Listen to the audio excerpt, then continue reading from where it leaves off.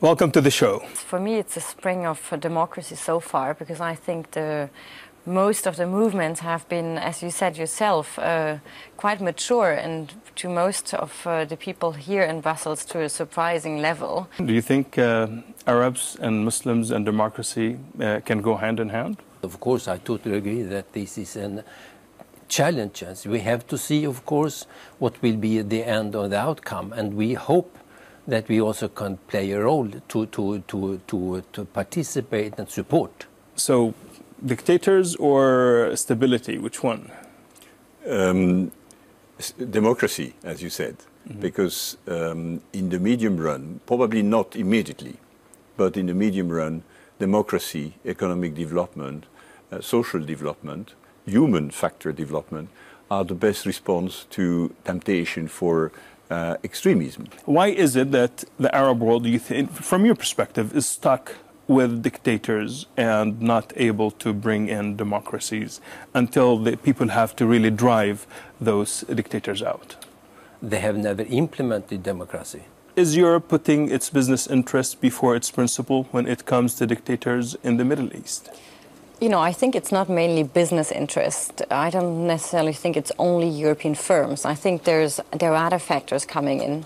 Do you believe, Mr. Kirchhoff, that the question of the chicken and the egg has been answered? That is it dictators who bring extremism or extremism that necessitate dictatorships? No, I would not say so. And in the field of terrorism, we've always advocating for better respect for the rule of law and human rights. And I think a good democracy has also to involve and to listen and to communicate. And in my view, communicate is to speak with and to listen. This is a great thought, and that will be a good time for us to take a break, and we'll be right back.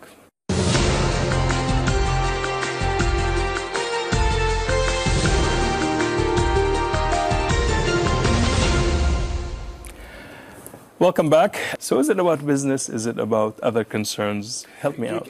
Can I say, because it's not black and white, and Europe is not the terrible part of the world you describe, but on the other hand, do you mention what the EU does in the developing world?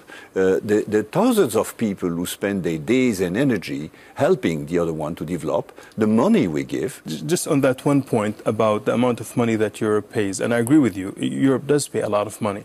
But also Europe has been criticized that Europe pay and doesn't play. You're always talking about Europe. I think Europe as such does not exist. Does not exist. No, we have very different governments with very different majorities. We have a European Parliament which has a very pluralist scene in there.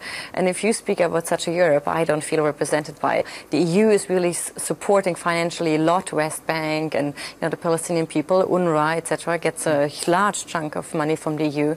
So it's not only as if we did terrible work.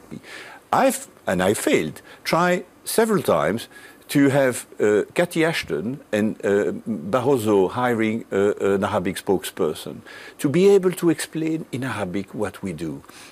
Building hospital, helping the Palestinians. I was visiting Bangladesh. Do you know what we do in education? It's amazing. No, it's exactly, and that is it's not only good of force of good. Of course, it is. You know, nothing is pure evil, nothing is pure good. No, but the balance is very much positive. But President Obama have promised that he will close Guantanamo. He can't find countries that will take these people, some of whom have been proven to be innocent, have nothing to do with Al-Qaeda, have nothing to do with terrorism. I try to convince the 27 member states to provide a collective response. And we thank you for being with us. This is a debate that will continue, and thank you for coming along.